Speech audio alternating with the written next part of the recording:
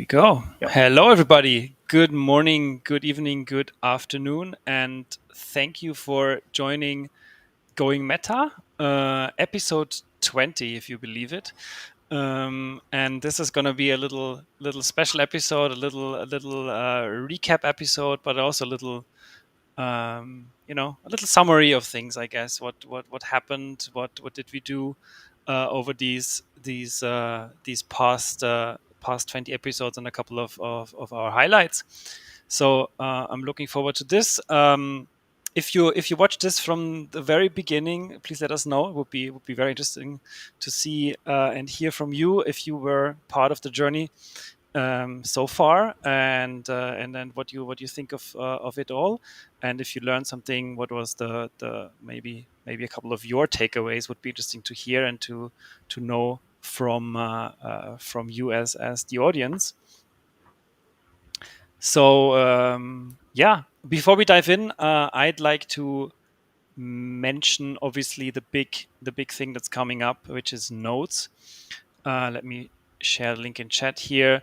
So on 26th of October, we are going to do notes, full day, 24 hours live stream event across all time zones. So no matter where you are, you will find something cool and interesting and to look forward to. So I hope you all register for this and be part of it, no matter where you are. And if the topics here of going meta, of knowledge graphs, of semantics, of ontologies are interesting to you, there are definitely some things on the agenda for you to look forward to.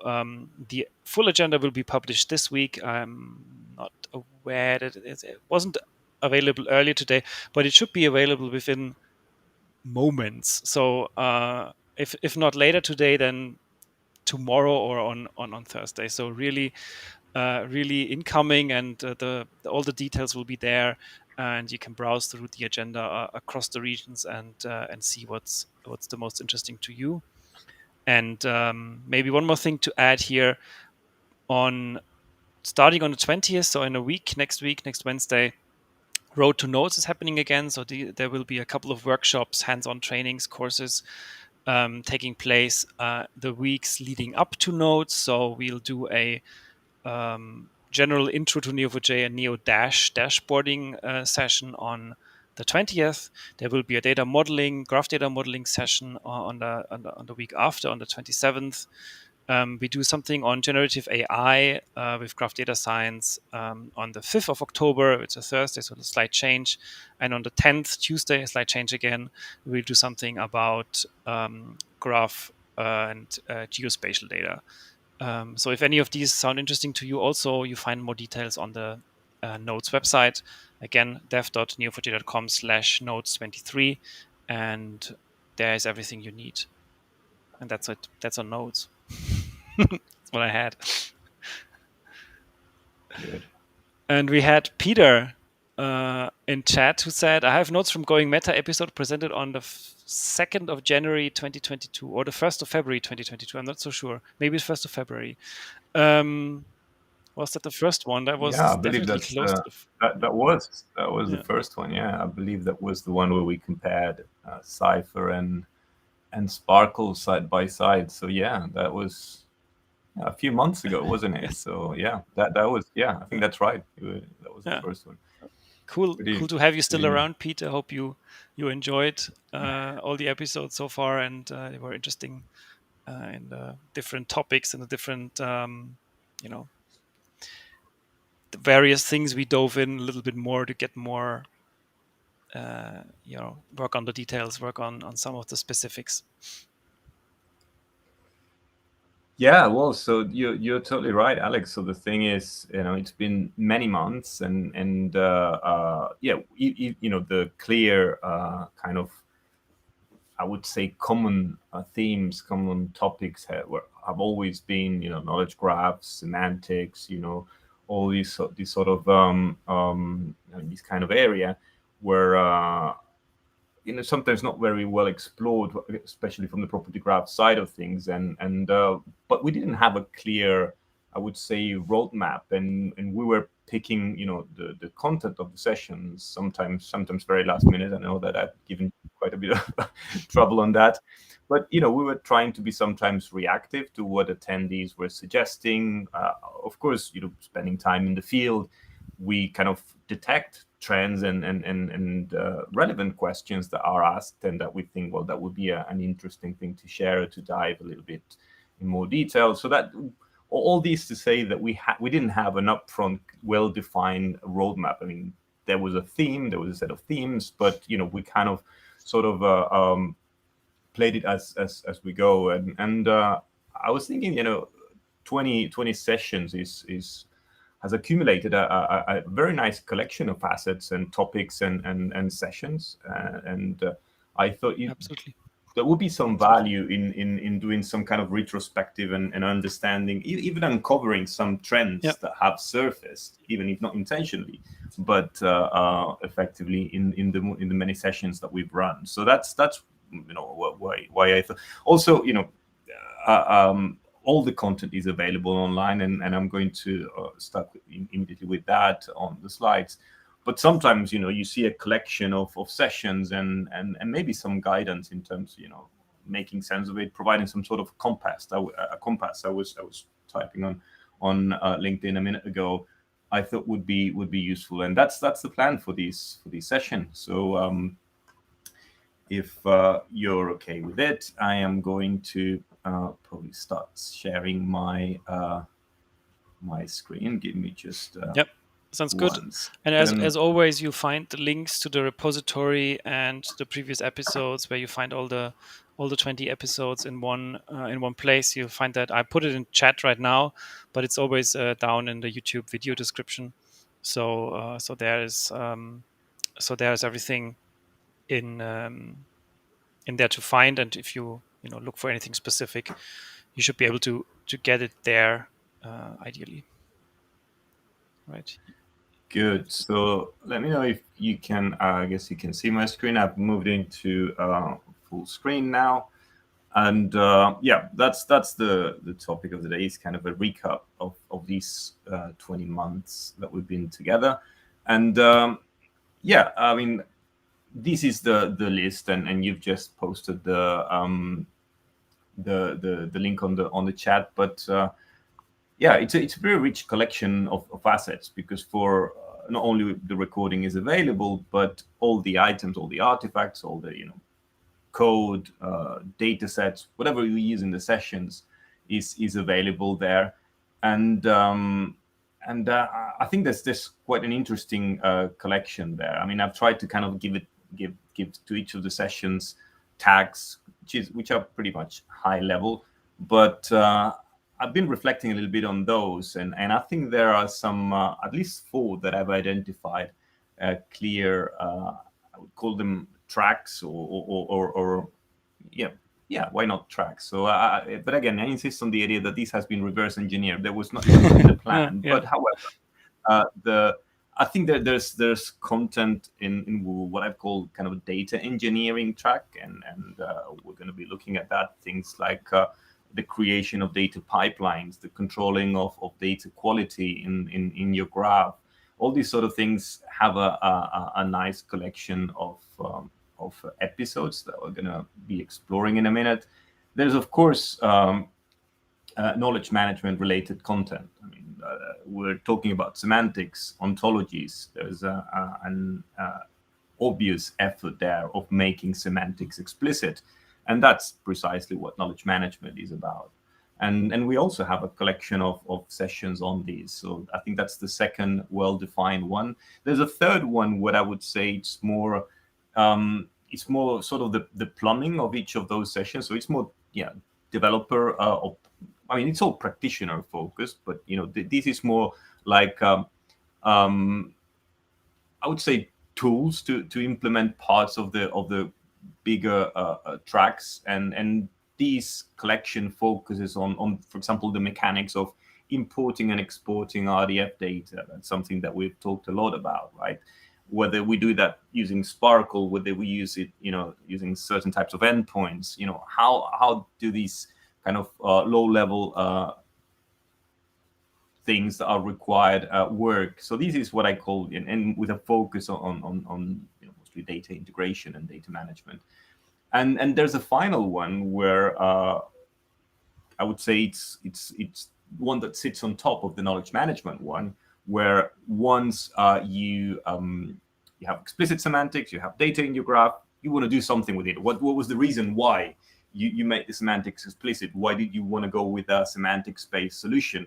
So how do you apply that? And we have also a collection of sessions on it. So these are the four main tracks. I mean, there's probably a couple of outliers there. We experimented in one session with ChatGPT and try to, and I'll keep that out because that's still very early, and it doesn't have a category of itself, even though it's an area that, of course, is actively developed, and it's very popular. So it's practically inevitable to hit into that. But I think these are the four main ones. So, and if that makes sense, I'm going to dive into each one of them with a bit more detail and refer to the specific sessions in the catalog. Yep. Makes sense? That makes total sense.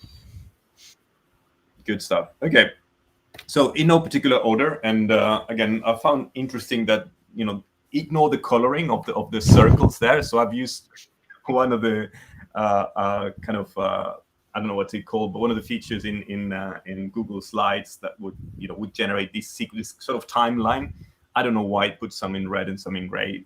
I mean, it's just a sequence. It's kind of like I said before, it's a track of sessions that have some common theme and common topic between them. So this is the one that I was talking about, data engineering, right? So here we care about typically building data pipelines, ingestion or extraction of data from or to the knowledge graph in Neo4j, managing data quality, doing migrations. So if we go over each one of them in detail, we saw that and 3 and 5 go hand in hand. So session 3 was about controlling the shape of your graph using Shackle.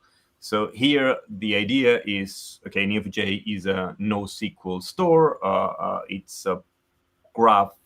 It's a database that does not force you to define what your data looks like up front. That gives you a lot of flexibility, but at the same time, you might feel that there's a bit of a sense of anarchy, and you want to put some guardrails and some control over your data. And that's something that developers have done over time in different ways. I mean, of course, there's basics like you can define required properties. There's a set of constraints that you can even define data types in later versions. So there's a number of things that you can control, but there are others that are beyond the limit of what Neo4j offers out of the box, and that's great. Don't get me wrong. I mean that gives the flexibility of being able to ingest data easily, but sometimes you want to either enforce or at least be aware of any unusual or unexpected shape in your graph. And while you can do that, like I was saying, using Cypher or programmatically, you can define patterns. I mean, whenever you find this pattern in Cypher, react and report on it. I thought it would be interesting to explore a W3C standard called Shackle, which is a way of, same principle as ontologies, is a way of defining declaratively what the shape of a graph should be, and the kind of things that you can express. I know it's a bit small here, but this is a reference to the previous slide. We can go to it in a minute, but it's all again in the repository, right? Everything we're using here, just to make it clear again, let me bring it back. So this is session 3, and I have here my GitHub repo. So this is the list that we're talking about. So controlling the shape. If you go to the code and assets, I know you, Alex, took care of putting all the relevant slides there. So if you click on the PDF, you should be able to see the collection of slides that were used on that day. And this is what I was looking at. So you have a formal way of expressing, okay, there's a shape in my graph. So when I define a product, I don't know if that's readable. Maybe that is. Exactly. Perfect. So I'm saying I'm defining a node shape. The shape of nodes of type product will include things like, okay, a product name, and a product name is a string. You have a maximum one name for a product. You can have multiple values, and the name has to follow a particular regular expression. For example, there's many other things that you can express. Same with the unit price is a numeric value that has also one single value, and it has to be between 10 and 100.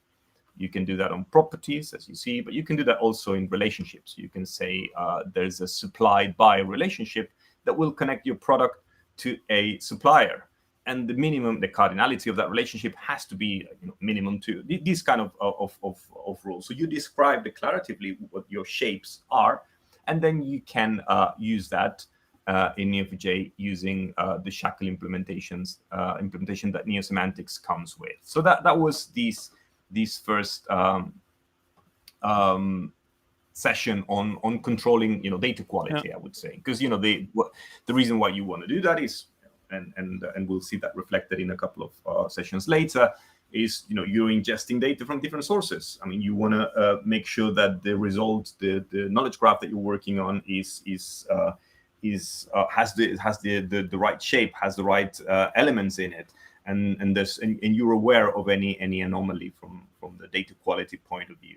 So you can either stop the writing to the graph if that writing operation is going to introduce violations of the constraints of the shapes, or you can just let it write and still run it after the fact and produce reports of what kind of violations or anomalies exist in your graph. So that's how it's implemented. But that's pretty much the idea. And this is very, very closely connected to 11, right?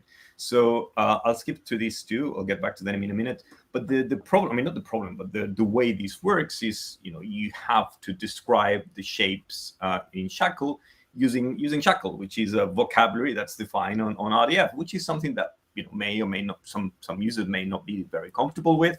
If you are, then that's absolutely fine. But if you're not, that can be an added hurdle or difficulty. And that's why we developed this, still kind of in a prototype mode, but it was very well received, a Python wrapper for these shackle definitions. So instead of having to go and write these kind of shackle expressions and then importing them into Neo and have them applied, we offered an entirely Pythonic environment to do exactly the same thing. And that's what we define in session 11. So if I go to 11, here in the repository, we should find the PDFs, and essentially you do exactly the same thing, but you would do that, let's try to read it here, using Python functions. For example, you say, okay, I'm defining the shape of my company and a set of expectations. I call it expectations, as in that is the expected shape of my graph. Also inspired by these library that works on the relational model called Great Expectations. So graph expectation was a clever variant of that. But basically, you're doing the same. As you can see, you're saying, hey, I expect the property values to be of a particular type, right? So I expect the founding date to be a date. I expect the number of property values to be between, and there's a minimum and a maximum. So it's basically doing the same, but you're not aware of the fact that under the hood, this is serialized as RDF. You're just calling a collection of functions. If you have autocomplete in your IDE, this is a very seamless and straightforward way of saying, okay, I'm defining what my company looks like, I'm defining what my person looks like, and like these, all the entities in my graph. And at the end, all I have to do is just build that into a set and deploy it. I think there's more pages here. You deploy it to your graph by saying, okay, bind it to my Neo4j instance and run the validation. And you would get the result in the form of, you can put it on a chart, you can put it on a pandas data frame, and so on and so forth. But, fundamentally the same thing. You just do it in a Python environment, which is often a much more friendly and popular one than pure RDF. But these two are exactly about the same topic. So that's all about data quality and controlling the shape of your graph. Now, two examples on when you would do that are these, we call it ontology-driven knowledge graph construction. So here we, and especially the one where it's we call it unsupervised construction. So it's pretty much the same. So you ingest data, but there's some element of variability. So you're loading data. I think in this case we looked at news feeds, and sometimes in the news feeds you have some data quality issues. So you wanted to define in the pipeline a step where you let the pipeline ingest data with variable levels of quality, but you still can detect it and report on it. So that was an example of using it in that context. And the ontology-driven one, I think, was particularly interesting because it's an example of taking an ontology as a canonical model, as a target model, as a domain model, as a schema of your graph, and you use that to generate programmatically a data ingestion pipeline, like something like if you're familiar with the data importer tool in Workspace, where you can have source files, CSV files. You create a model visually, you map it. You say, okay, you have persons that subscribes to services, and services are of different categories. And then you say, okay, I get it from this file, and you map file to category, properties to columns, and so on and so forth. So this exercise that you do manually is something that we explore how to do programmatically, and to some extent automate this data pipeline definition and generation driven by the ontology, in a way that the model that we built in the graph ultimately is the one defined by the ontology. So that's session 5. And the last one in this kind of track, data engineers, was the one about migrations. So this could have been equally in the developer data integration side, but it's kind of also a data pipeline that can perfectly fit in this pattern where you move data from a triple store into Neo, and then you define some metrics, some shapes to validate that the resulting graph verifies certain constraints. And we explore how to do that easily with Neptune, Stardog, and Ontotext, which are 3 of the most popular triple stores. And we saw that one of the great things about RDF is that it's a standard, that you don't need to basically define any ETL, because it's already a graph and you can just ingest it directly into Neo4j, and you have magically the same graph on the property graph side. And we leverage that using, again, new semantics to do that. So quick pause here. Does that any questions? But that would be the first collection of like you see 3, 5, 9, 11, 18. So I mean spread over the many months. But these form a kind of a consistent collection of assets for data engineers, and yeah, all of them available in the GitHub repository. I particularly like the graph expectations one. I mean, that was very, very cool, and I think that's in general a very very helpful way of almost working with graph and working with graphs as a data store, and say, okay, I have the freedom technically to do whatever I like, but sometimes it's good to have a bit of a of a guideline. Yeah, no, absolutely. Yeah, and I have to say that it's a pretty popular one. I mean, I have not given the project the love that it deserves, and there's still work going on. But even in the GitHub repository, not on the going meta, but in the where the source code lives, there's been some feedback, some comments, even some bugs reported and have been fixed. But it's I think it's I agree with you. I like that a lot, and I think I mentioned in previous in the sessions that I was a bit upset that it was not getting as many as many views as the others, because I think it's genuinely a really, really important one. And yeah, well, hopefully that's so yeah, if you haven't watched it, things. check it out, and have a look and see, just for understanding. I think it gives great background, even if you don't decide to use graph expectations for yourself.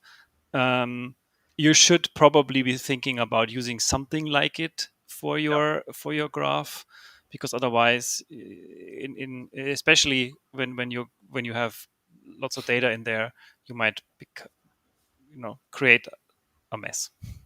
Yeah, no, absolutely. And again, this is a common kind of, I would say, idea to all of these sessions. I mean, we don't intend to be like prescriptive. I mean, it's not the only way to do things. I mean, Yeah, we give sometimes just inspiration. I mean, there is, of course, an open source library that does it for you, these graph expectations. But, what matters is this principle of, yeah, exactly. I can define declaratively what my expectations are. I mean, I could, do it more explicitly, I wouldn't call it explicitly, but more procedurally, like defining cipher rules, and that's probably one of the common ways of doing it. But this is a more kind of flexible way and maintainable, right? Keep in mind that you can keep your shapes in a GitHub repository, track changes, evolve them over time without having to change any code, because you kind of delegate to the great expectations or to the Semantics behind the scenes engine to run the validation and produce the reports of all the violations. So this is a very valid approach, and it's very common we'll see that in the applied semantics, which is this common idea of, okay, I have my data, I have some declarative description of something about my data. In this case, the expectations is what the shape of my data, what the data quality of my data should look like. And then I have a piece of software that will go take that declarative description and do something on my data. In this case, is I'm detecting any violations of what you had defined as the expected shape of your graph. Exactly the same idea will happen with ontologies that we're going to see in a minute. But again, to your point, Alex, it's this is more of an inspiration. Of course, and I know people are doing it. Grab the code, use it as is, or just create your own version Yeah. of it. But yeah, that's the idea. So right, so I've moved into the second kind of track, which is more around knowledge management, and this is yeah, that again, we now moved into the ontologist territory, right? An ontology is a description of a domain, is a model, is a schema, enriched. It's a kind of an augmented schema because it can include additional elements, but let's think of it simply like that. And this typically is managed in a number of ways. One of the type of things, I mean, and also importantly, in some of the sessions, didn't track it here, but most of them, when we interact with ontologies, we've used things like Web Protege or tools that specialize in managing Yeah. ontologies. I mean, we don't think that Neo4j offers a particular tool or surface to manage ontologies, but we can ingest them and do visual exploration and analysis and things like the ones we describe here. So one of them, I was hesitating to put it there or not, which is the ontology learning from the data. Hmm. So take that kind of between parentheses. So typically, enrichment and knowledge representation area, these tend to be experts creating those models, curating them, and modeling the result of their understanding of the business. So the idea of surfacing an ontology or learning latent categories or taxonomies or classifications out of your data is kind of I would say more into the data science territory, but because ultimately what you're doing is you're creating an ontology. I put it in this set, but think of it as a way of exploring your data, making these latent relationships explicit. Hmm. And then maybe it's something that you want to pass to your experts, to your knowledge management experts, to curate, to validate, to confirm, or to discard. So this first one was exactly that. So you look at based on co-occurrence, things, algorithms related similar to the Jacquard one. You can find relationships between entities in your graph, and you can use that these co-occurrence and these algorithm to detect taxonomies and classifications. And that's something we did with a data set. I believe it was from Goodreads, right? So we had books were tagged by users in the Goodreads platform, Hmm. and we looked at how these tags coexisted and how that effectively defined a classification. And we came up with the tree, and we thought that it was plausible and it made sense. Again, it's one of those things that it's not a complete algorithm, but it's not a complete. It's not a perfect algorithm, but it will produce an initial, I would say, probably a starting point on a classification on your data, and it's fully automated. So that's why I put it in this category. But typically, the kind of things that you will want to do is the things like okay, I'm managing multiple ontologies, multiple taxonomies that may or may not come from different platforms. So things like taxonomy reconciliation. I mean, there's misalignments. That's what we did in session 14. So we can use the power of Cypher to in this case, there were three ontologies. We can triangulate and see if for every class in an ontology, we the same class or an equivalent one in the other taxonomies. So where that's not the case, why is that? And where are there gaps, and how we can use that to complete and reconcile taxonomies. So I think that was an interesting one that dived into how we manage rich taxonomies, and how can we detect this type of misalignments. One of the things why we use taxonomies and classifications and ontologies, at least the taxonomical part, the classification part of an ontology, is to find semantic similarity metrics.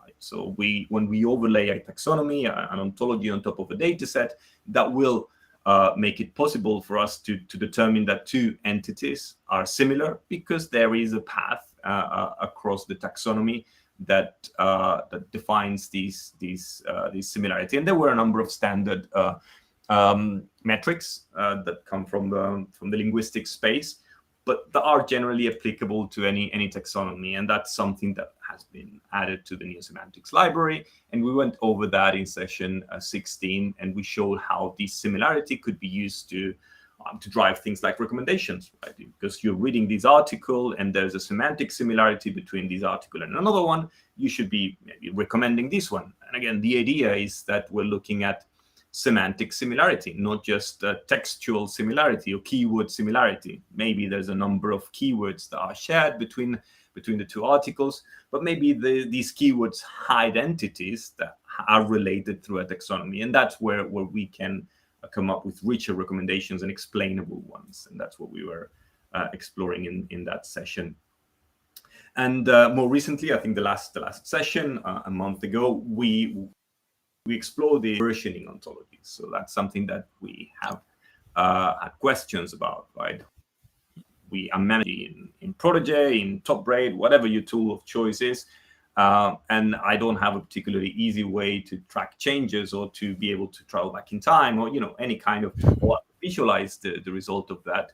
So we explore this idea again of importing the ontology into Neo4j, persisting it. In that case, we use a Python notebook, and then we can start comparing, start finding deltas, and reporting on changes between different versions of the ontology. So that's the collection of episodes on the knowledge management track. Yeah, So it's cool. I mean, I'm not sure which one of these is my favorite. you mean on the track, or as a on this track here now, because I'm a little bit torn between. I think I liked the semantic similarities metrics a lot. I think that was very cool to showcase how to calculate that, how to use different algorithms for different scenarios and for different use cases and for different outcomes depending on what you want to do and what you want to achieve. So that was very interesting to see, especially for me to see, okay, where do you use which algorithms, where do they give you which advantage, and where do they take in what you want to take. And sometimes it's more important to go further down to get the relationships across further depth, or maybe it's just to see the comparison between two nodes on the more or less same level of the hierarchy. But then the taxonomy reconciliation was a pretty cool one. I have to say that I agree with you on the first one. I kind of like the taxonomy reconciliation, but I think the semantic similarity is particularly. I think it's particularly relevant these days, because now with the popularity of vector database, they refer to this search as semantic search as well, and it is also. But it's important, and I was meaning to write about this to make a clear distinction. It's, I mean, the difference is that vectors embeddings are a numeric representation of something. It can be of some Mm-hmm. text or some image or some, whatever. Anything can be embedded in a vector. And this numeric representation captures somehow the essence of that thing, whether that's a paragraph, whether that's even a whole document. And then you can do very smart things like find similar, and based on, again, on similarity, semantic similarity, distance metrics between vectors, and say this article is close to this other one, and you can effectively do exactly the same thing. Now the problem, or the significant difference, is that there's no way of explaining that. I mean, you understand and you accept that this vector captures the essence of that document, and it's in fact true. But then all you can do is this kind of nearest neighbors type of search. So you find things that are related to it, and the results are excellent, don't get me wrong, but you lack this explainability. So I think it's a good combination, and I'm really excited I think everybody knows now that Neo4j has included the vector index, because you can combine the two approaches. So we already have in the graph the explicit semantic similarity, where we can say, okay, this article talks about these topics, and this other article talks about these other topics, and I make those explicit in my graph. And then I have a taxonomy that connects those topics between each other, and I can find a path or a collection of paths that relate these two documents. So I can be very, very explicit about why there is a semantic similarity between these two. Whereas in a vector search, it would be more like, yes, they are similar, but that's the end of the story. That's all I can say. And the two combined together are pretty powerful. It's important to understand the strengths of each one of them. I think that's why I not only like it, but also think it's particularly important. Then my second favorite, or maybe the first, would be I love the learning the ontology from the data. I think that's something that I mean, this idea of surfacing latent knowledge in your data, I think that's pretty cool. And the connected data gives you a great starting point, and this coexistence algorithm that I came up with is I mean, I love that one, but it's so yeah. I mean, the taxonomy reconciliation is not bad. So yeah. Good. Okay, so let's move on to this one, because otherwise we're going to run out of time. But yeah, let's do that. there's this track that I mentioned that is more like the lower level, like the more mechanics of certain integration points. So I call it developer or data integration track, where we look at basic things like first session. There we looked at just Cypher and Sparkle, right? We compare the RDF way of representing graph data and the property graph, Neo4j's way of representing graph data. And each one of them has their associated query language. And they work at different levels of abstraction, and they are, how do I put it? I mean, they're equally expressive in the sense that anything that you express in Sparkle, you can express in Cypher. Probably not everything the other way around, but these are so all the path manipulation is something that's not available in Sparkle. But I think the most important thing with RDF and property graph is the difference in level of abstraction, right? Well, RDF decomposes everything in triples and kind of breaks it down into its atomic components. The property graph works at a higher level, where we work with nodes. A node is a collection of things. I mean, Alex has a date of birth. Alex has a name, has a social security number. So Alex is a collection of triples, if you want to think of it in terms of RDF, but we think of it as a whole, and that's the building block of a property graph. There's a node, and node has internal structure, has a collection of labels, and so on and so forth. And because they are at two different levels, the query languages also work at different levels. And we saw, and back to that session, how the first obvious consequence of that was the verbosity. I mean, something that you express in Sparkle in a collection of triple patterns in Cypher tend to be a much more readable and compact expression. But then again, you put that in front of a Sparkle developer and they will say, no way, I like it that more. So this is very subjective, but I think that there's a point in that. And this is one of the most popular sessions. I think I was looking at the views recently, and because it's, it's also very didactic, and helps developers and people who are writing the code understanding how the two relate to each other. So I think that was a good one. And then we've looked at, we called it RDF integration patterns, Sparkle-based integrations, and it's same thing, right? So we have RDF on one side, we want to bring it into Neo4j, or the other way around.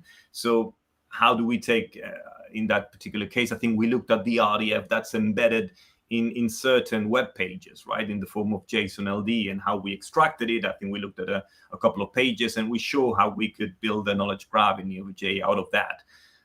Similarly, if you have not just snippets of RDF, which is what we did in session 8, but you have a proper store, a database, you can use Sparkle to be more selective about the data that you extract. And there were different types of Sparkle queries: describe, select, construct, and you can use them to select the data that you want to take from an RDF triple store, like the Wikidata, DBpedia, some of the ones that we've worked with.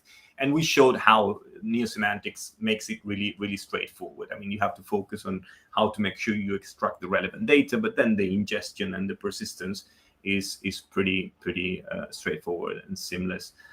So yeah, then 12 was an interesting one, because we've talked a lot about the Semantics plugin that helps with this integration.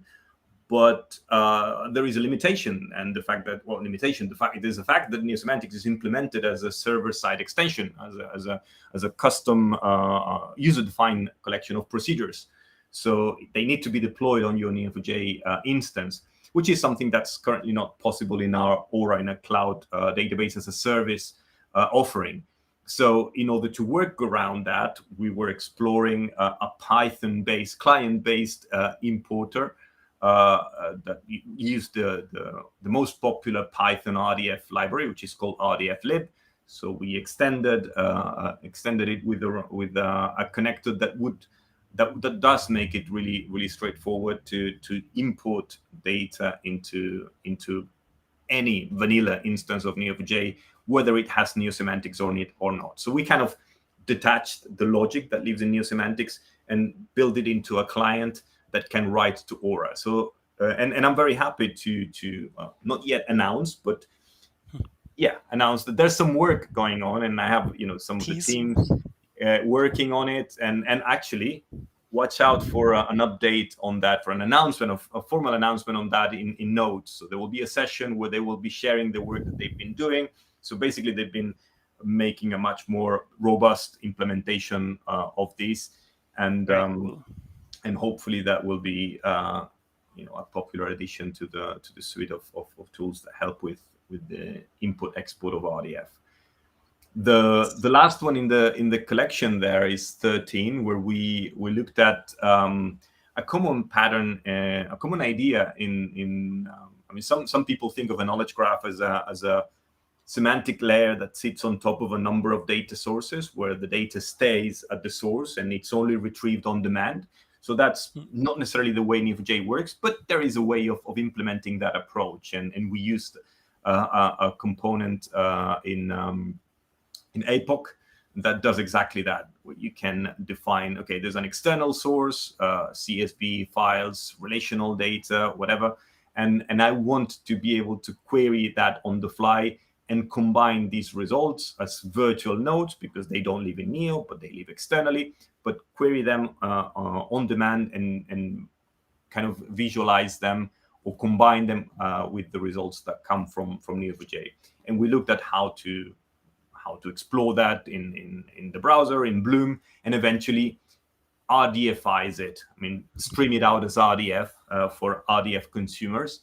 But the idea again is, okay, Neo4j acts as the kind of the orchestrator in a way. I mean, probably not the right word, but the central element that contains the master data elements, and maybe you collect. I think the example that we used was Neo4j hosted a network topology, but then we wanted to return the fly some telemetry information, right? It was a telecoms network, and you don't want, I mean, you may or may not want, I mean, it depends. In this case, we said, okay, we are not going to load into the graph the telemetry every millisecond or every second, because that sounds to me like time series data. So let's put it in a time series database. And what we do is we can query on demand and get the latest values for this metric or some aggregates, these sort of things. So we had Neo4j containing the topology and retrieving the metrics, the telemetry from a time series database.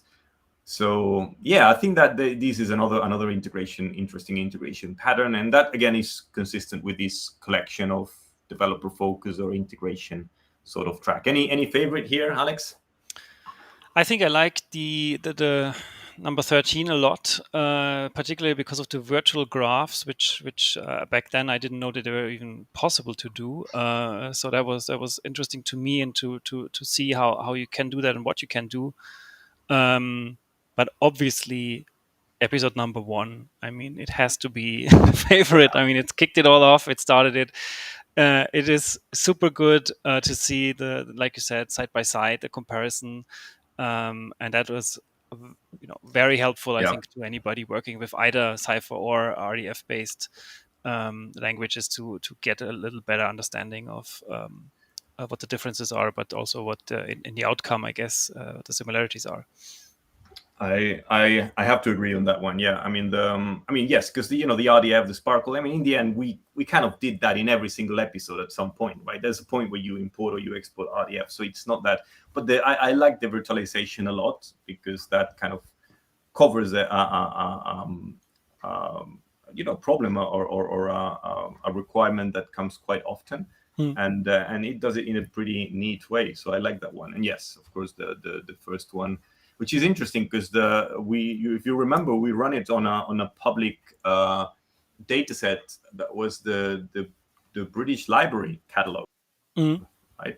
That's it was available at the time, and they took it down for, I don't know if it was maintenance or if it was some upgrade, but I'm not sure. So I'm mentioning that in case someone's trying to do that recently. I haven't checked for the last few weeks or even months, but I know that they took it down. So, but it's still, the content is really exactly. I just wanted to say, I mean, the content still stands, and you can adapt. You take whatever data source you have, and you can,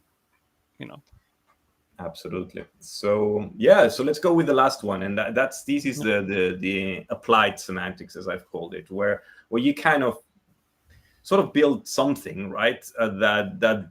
That kind of sits on top of all the elements that we described before. And in episode 2, what we looked at is semantic search, and that kind of combines elements of I think at the time we loaded data from a collection of articles. I think it was technical articles, and we did NLP to do entity extraction. We then overlaid an ontology, and in order to import the ontology, of course, we used the I don't know if it was RDF Sparkle based integration, so we loaded probably from Protege or something similar, or no, I think we extracted the ontology from Wikidata. Anyway, so it was kind of an end-to-end example where ultimately what we have is, as you can probably not very clearly, but see there in the diagram, we had nodes representing the documents. We had entities extracted from them, and we overlaid an ontology on top that connected the different entities in taxonomies and with the relationships. And what we could do is exactly what I described before. The first obvious use of this semantic search was recommendation, right? Because you're reading this article, you probably will be interested in this one, and I can tell you why, as opposed to the vector-based search approach, where I can tell you this is semantically similar, but you why once you see it, but I cannot tell you a lot more. Whereas here I could tell you, okay, this article talks about this individual that is related to this other one because they have common ancestors, and I can describe the pattern, an individual, because I think in that case it was more technologies, right? So this article is about graph databases or Neo4j. So you might be interested about this other one about Neptune, even though there's in principle nothing in common. we found that Neo4j and Neptune are both graph database. So there's kind of a hidden, if you don't overlay the ontology, you wouldn't completely miss Yeah. that unless there were some common terms in there. So this was, I think this is I think it's the prime, the most obvious and the first use of applied semantics, I would say, that you see there. Because behind the scenes, what you're doing is you're inferring, these two things are related, even though you don't see it explicitly declared. There's this relates to that, or this is similar to that. You kind of derive it from the fact that they have a common collection of ancestors, and this is effectively inference, and everyone gets these ideas. So it's a rather intuitive one, and I think in this session we show it with a very compact example, and we give the assets for it to be reproduced pretty easily. So on the ontology-based reasoning, we went into this idea of doing something similar, but this was more about completing the graph. So what we said is we were going to define an ontology where we declared the fact that anyone who what was it? I think we said I think we used the movie database, right? Anyone who acts in a movie, any person who acts in a movie is an actor. So you kind of formally defining a sort of a rule. I mean, you're not defining a rule because you're doing it declaratively in your ontology. So you're defining domain and range. You say whenever there's an acted in relationship, whatever you have on the left side of it is an actor, and what you have on the right hand side is a movie.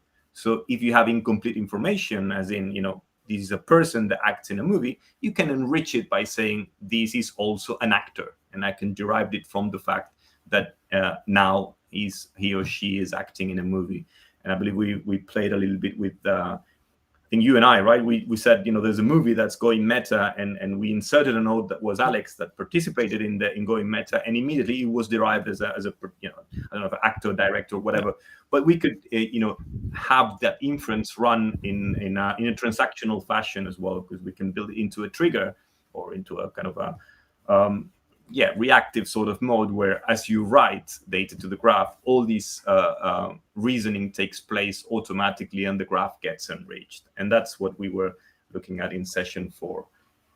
And finally, the one in 15, I think it's another very interesting one where we created a general purpose Streamlit. Streamlit is this Python-based framework to create applications. And what it does basically is,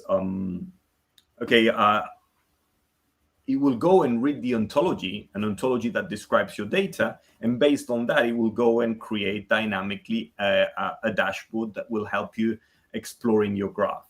So, and again, it will take into account things like taxonomies. I mean, you might define things like, an actor is a subcategory of person. A movie and a play are two different types of artistic creations. I mean, whatever. I can't remember the concept, but you have the taxonomy, and that entirely drives the front end that was dynamically created. And it's this idea of creating a semantic layer on top of your data. So doing that to drive a consistent interpretation of your data in your graph.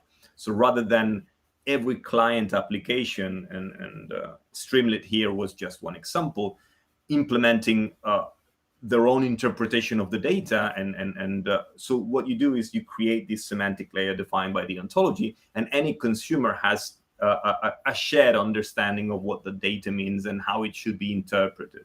And I think that was another great example of this idea of that we mentioned before. Okay, there's an ontology, there's a declarative description of your data, and then there's an engine that can come and make sense of the case. It was the RDF aware Streamlit application that we created. So that completes the set. Any favorite here, Alex, or Well, I think the Streamlit app building episode was my favorite of these. I think it was very very cool to see. I mean, not only how quickly that went and how easy that was, but also how much you can get from such an app in terms of insights, in terms of benefit. And I could imagine this is, easy to because it was so easy to build and so quickly to do. This could be Yeah. again an inspiration to everybody out there building applications, working with graph. Could be something to think to add, if there's a need for that in obviously. But it was very, very impressive. Yeah, yeah, and actually, I did an kind of an evolution on that one because in that session I used my Aura instance or my sandbox. I can't remember, but I mean, Streamlit offers a way of hosting applications. So I deployed that, and I added an option to basically paste the URL of your instance. So you Mhm. can I'll probably share that at the end of this session. But you can go there, put the URL of where your database lives, pass the credentials, the user password, and it will just introspect explore the ontology in your database, and basically present the same results and it works on any data set as long as you put an ontology on top. Yeah. So that was kind of a Yeah, second share that iteration link. of Share that link with me, so that I can at will least do. put it in the video description afterwards. So yeah, I mean, I think we're kind of bang on time. So I don't know. That's pretty much it. I think that's what I wanted to share today. I think that gives, like I was saying, sort of a compass. So depending on where you are, that can give you either a path to watch the sessions in a particular order or to find what you're after. But yeah, hopefully that's just the first recap of many more. And yeah, well, like I was saying, if there's any questions, happy to take them. If not, I now think they should almost be called episode 00 instead of episode 20. that's So true. then That's that true. people know what to where to go and which episode to watch. But that's, well, like you said in the beginning, we worked over this as inspiration struck, and as we had the hot topics and interesting things to talk about. So that's why it is a bit meandering, but I think that worked nevertheless, and it was still different enough from episode to episode that it wasn't becoming boring, and that was obviously also one of the goals. I Absolutely. have one or two questions in chat, so if we have some time, we can look at those. If anybody wants to, you know, give a shout out to their favorite episode, to give us some things they enjoyed most, maybe, but I thought, okay, this is cool, or hey, I didn't know that. Then obviously we'd like to hear it either in the comments on YouTube, or right now. That And that's always of interesting. course, share the content and amplify it. I think it's a really really valuable collection of assets, and it would be great for people to get value from it, and for it to be reused as much as possible. So by all means, and of course, all sorts of feedback, anything that you find that's missing, that's not functioning as expected, do let us know, because we'll be, of course, more than happy to Absolutely. fix that. Absolutely. Yeah. All right. Then maybe let's go into one question, and then we'll see where we are. This is coming in from LinkedIn. What if we want to ingest unstructured data, derive an ontology or graph network primitive to start with, and then, sorry, my voice, to start with, and then clean up with only the mismatches of the graph? The human or the LLM does the correction. Is that something you have come across? Okay, so let's see, because I'm reading through it, and there's some. I mean, the starting point is similar to the one that we covered in the semantic search, right? So we start with unstructured data, which is the art. I mean, the articles basically, they have you have the URL, you have the title, you have the author, and then you have the full text of the article, which is unstructured, right? Yep.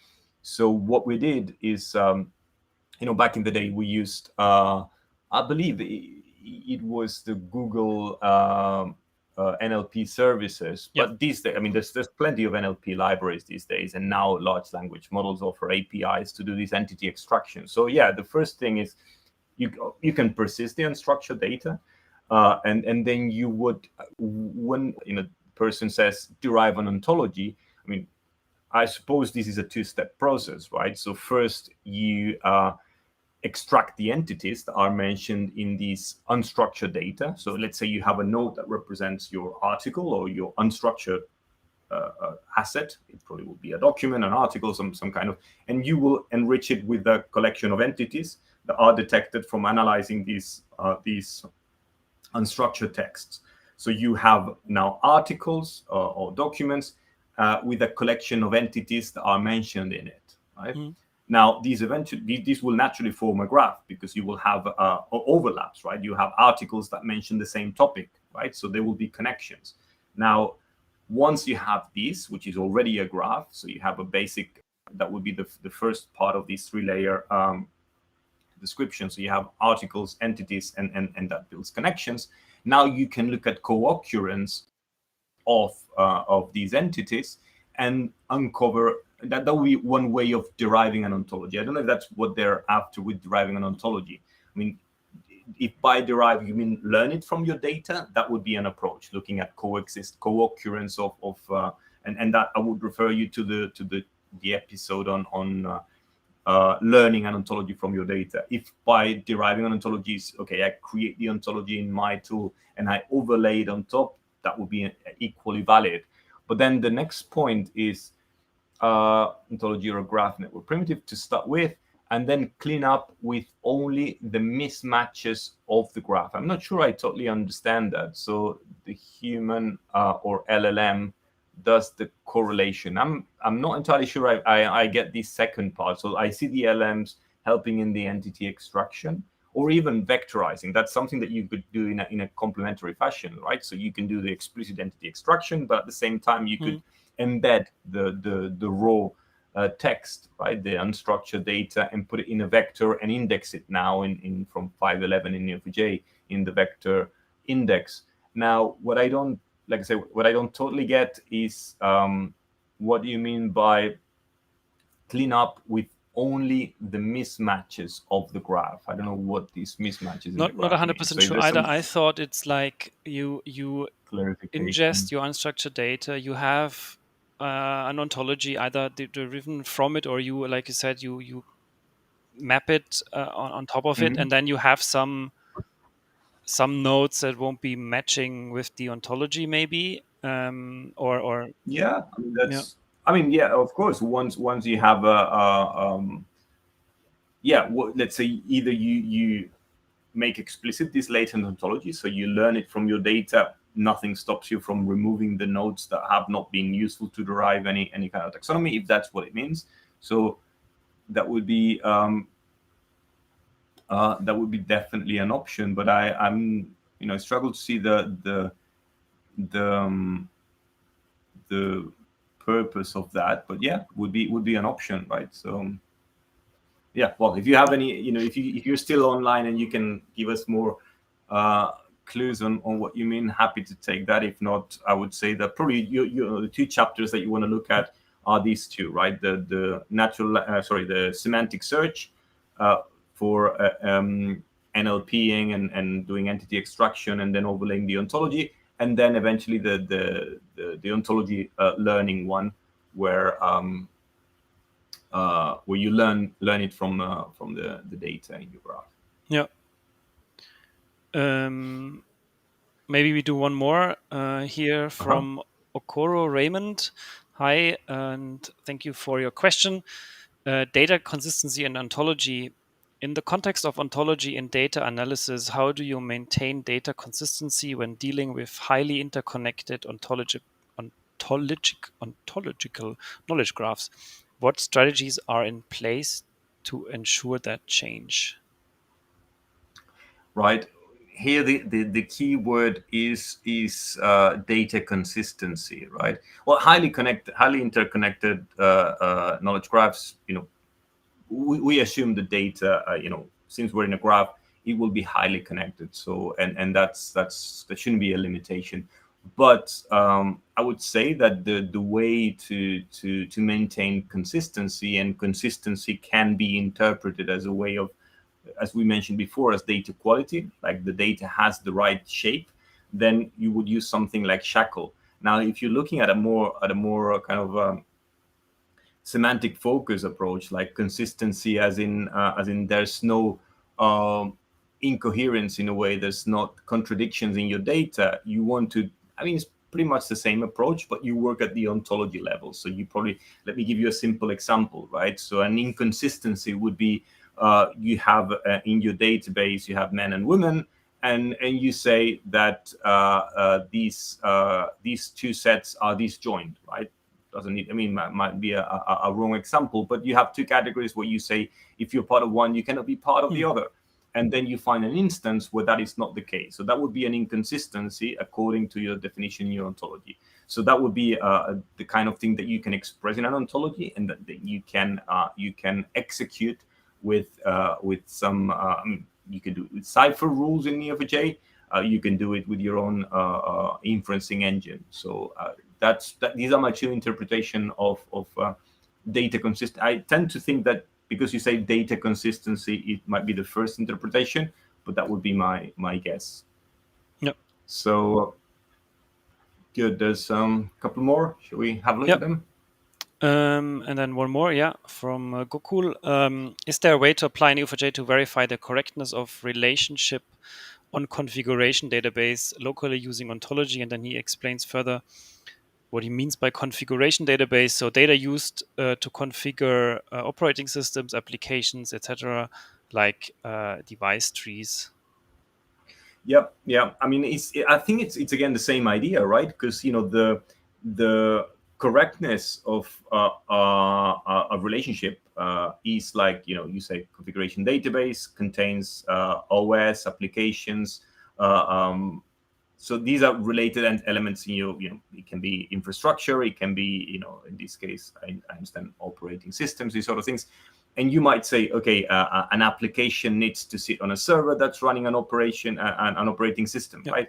And that's the expected structure. Again, to me, that sounds like a shape in your data.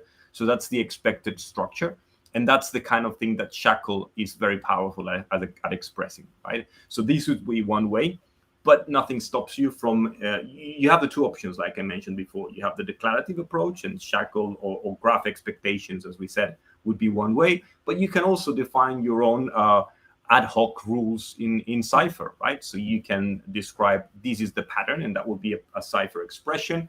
And when you find one that does not verify that expected shape, you can react, and that can mean report and produce a listing of all the violation, or you can delete, you can flag, you can mark it in the graph in some way.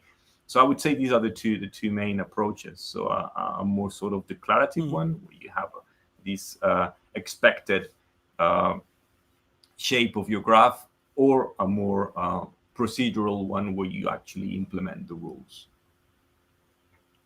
Cool. All right. I see no more question right now. So I think, yeah, that brings us to the end of this episode. Like I said in the beginning, next week we continue, or we start with the road to Node. So getting warmed up for the big event in October, starting on the 20th Wednesday with the first training, and then continuing every week until the 10th of October. So join us there. Next week on Thursday, there is also a Neo4j Live planned on Kubernetes deployment for Neo4j and how to migrate from Neo4j version 4 to version 5. So that could be interesting if you are looking at that, or if you are still at version 4 and debating if you should be migrating to version 5. Um, then definitely there could be something to look at in the episode next week. Perfect. So that was great. So, and I like these questions because that gives you more encouragement to work more on the graph expectations front, because it looks like it's something that people are interested Yeah, in. So definitely. yeah, maybe something more to come on that front. Cool. Yeah, go cool. I think watch the graph expectations episode. Like we said, that could give you some pointers on what to do, or at least some inspiration. Otherwise, yeah, I think that's probably the best bet. Good Yep. stuff. Cool. With that, Okay. thank you very Well, much for everybody to watch, for your questions, for your comments. Thank you for being to Peter and everybody else that said they were watching since episode one, or at least early in the since we did start with going meta. So that's great to have your you know your dedication, I would say, and sticking with us, sticking with us across the year. So that's great. And thank you very much, Jesus. Obviously, thank you to you for cool. presenting every time, every month with a new interesting topic and interesting insights on the.